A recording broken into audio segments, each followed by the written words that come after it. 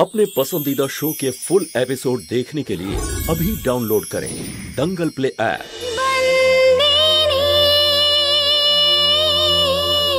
DM এটা কিন্তু একদম ঠিক হচ্ছে না। আমার শরীর তো ঠিক আছে, তাহলে ইনজেকশনের কি প্রয়োজন? আর তুমি তো জানোই আমার ইনজেকশনে খুব ভয় লাগে। হ্যাঁ হ্যাঁ জানি আমি সব কিছু। কি ডাক্তার, উনি কিন্তু সবসময় এরকম জিদ করে থাকেন, ঠিক আছে? তোমার যখন শরীরটা খারাপ তখন তোমাকে তো ইনজেকশন নিতেই হবে, তাই না? আসুন ডাক্তার, দিন, আমি যাবো আর আসবো।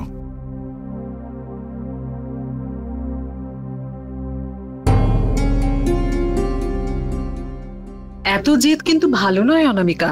দেখি ইনজেকশনটা লাগিয়ে দিই। অনামিকা নই, সুভদ্রা মাহিয়াবংশী।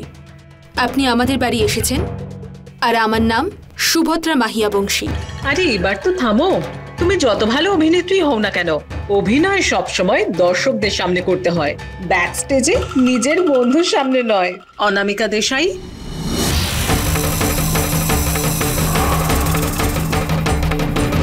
সত্যি তুমি এত তাড়াতাড়ি পরিবারের সবাইকে এটা বিশ্বাস করিয়েছো যে তুমি সুভদ্রা মাহিয়াবংশী? তুমি তো দারুণ অভিনেত্রী। মানছি যে আমি খুব ভালো একজন অভিনেত্রী, কিন্তু একটা নাটক সফল করতে যতটা অবদান একজন অভিনেতা ডায়েরিটা না দিতে গিয়ে অনেক বড় অবদান থাকে ওই নাটকের ডিরেক্টরের। আর সেই মানুষ যে এই নাটকের ডিরেক্টর, সে যদি আমাকে এই ডায়েরিটা না দিত তাহলে আমি কিচ্ছু করতে পারতাম না। এটা সুভদ্রা মাহিয়াবংশীর ডায়েরি।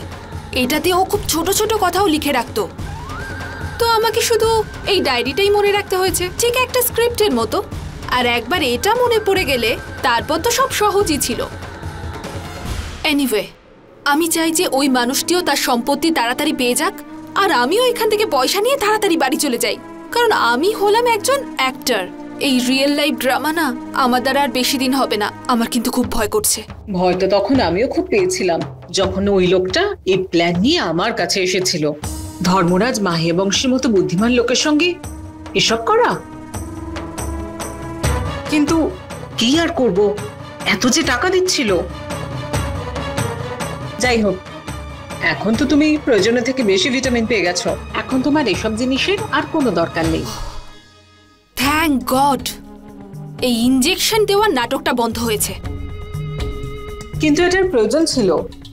বাড়ির সবাইকে এটা বোঝানোর দরকার ছিল যে এই ওষুধগুলোর জন্যই তুমি আস্তে আস্তে স্মৃতিশক্তি ফিরে পাচ্ছ। হ্যাঁ, এটাও ঠিক। এই নাটকটারও দরকার ছিল। এবার আমাদের ওই লোকটাকে জানিয়ে দেওয়া দরকার যে আমাদের প্ল্যানটাকে এবারে এগিয়ে নিয়ে যেতে হবে।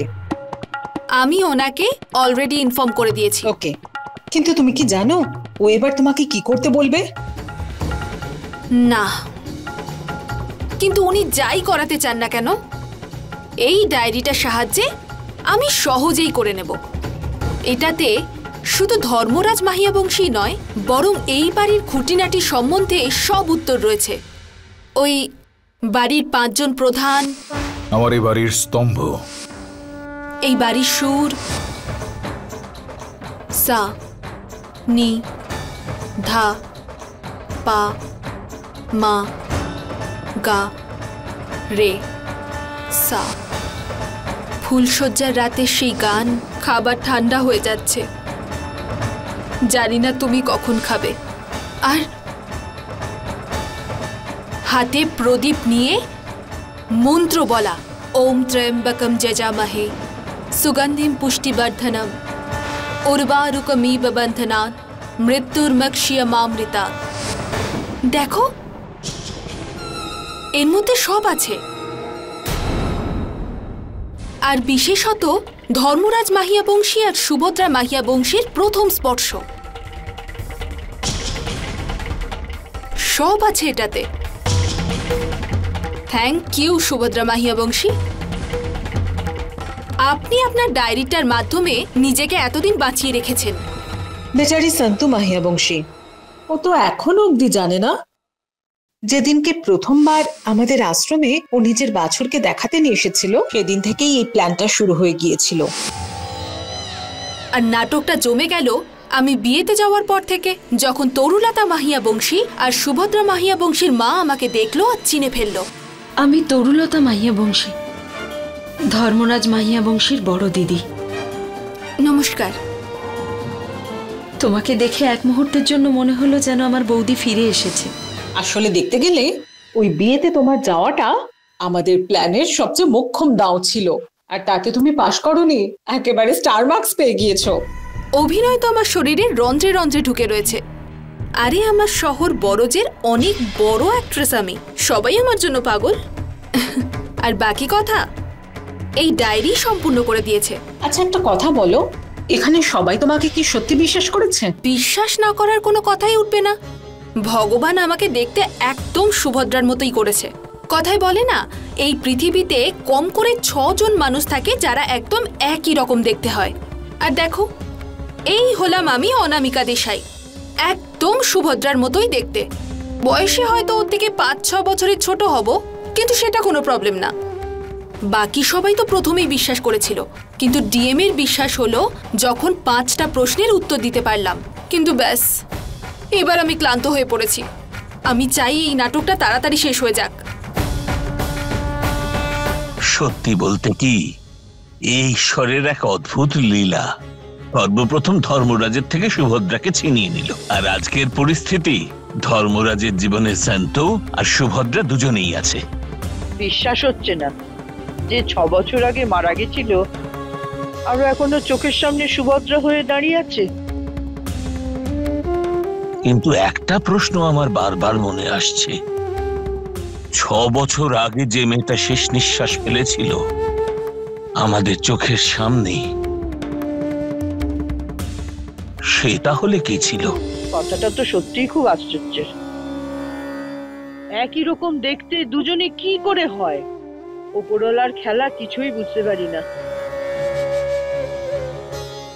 দুজনকে তো একই রকম দেখতে না। আর ও যে এসেছে না, ও তো প্রমাণ করে দিল ও সুভদ্রা। আমি তো ও তো ধর্মরাজের সব প্রশ্নের উত্তর দিয়ে ও তো প্রমাণ করে দিল যে ও সুভদ্রা। সেটা কি করে? দোলাচল হচ্ছে বসুধা। এই ব্যাপারে খুশি হয়ে উঠবো যে আমাদের মেয়ে ফিরে এসেছে, নাকি এটা ভেবে দুঃখ পাবো যে আমাদের অন্য মেয়েটার খুশিতে গ্রহণ লেগেছে? আসল সত্য এটাই বসুধা, আমাদের হলো 3টি মেয়ে, সুভদ্রা, সুরেখা আর শান্তু। আর আমি এটা কখনোই চাই না যে সুভদ্রার এখানে ফিরে আসার জন্য শান্তুকে এখান থেকে চলে যেতে হবে, এটা চাই না। তুমি চিন্তা করো না, ভগবান সব ঠিক করে দেবে। আমার পুরো বিশ্বাস আছে ধর্মরাজ কারুর সাথে অন্যায় করবে না, তাই না? ঈশ্বর ওকে শক্তি দিক, আর কি চাইব।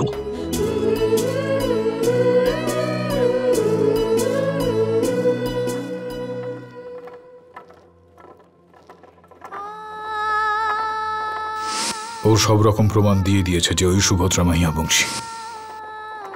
এবার তোকে এখন বলে বোঝাতে হবে তোকে যে এই বাড়িতে তোর আসল জায়গাটা ঠিক কোথায়। হ্যাঁ,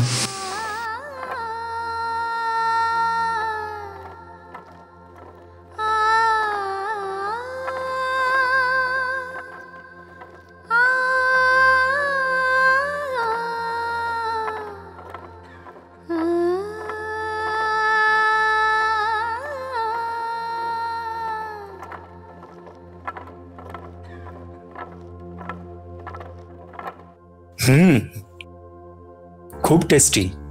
যখনই তুমি মাখন বানাও না, খুব মিষ্টি লাগে খেতে। জামাই বাবু, আপনি কখন এলেন? আমি তখন এসেছি যখন তুমি কিছু চিন্তা করছিলে। এবার বলো তুমি কি ভাবছিলে? কিছু না, ওই এমনি। কিছুই না, জাস্ট বলতে এসেছিলাম যে আমি সুরাট যাচ্ছি। কিন্তু আর কটা দিন থেকে না শান্ত, আর নয়, অনেক দিন ধরে এখানে আছি, এবার তো যেতেই হবে। কিন্তু আমি শুধু একাই যাচ্ছি, কদ্দু এখানে ওর মার কাছেই থাকবে। অনেক বছর পর দেখা হয়েছে, ওর তোর মায়ের কাছেই থাকা উচিত।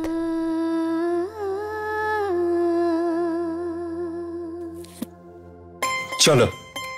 কোথায়?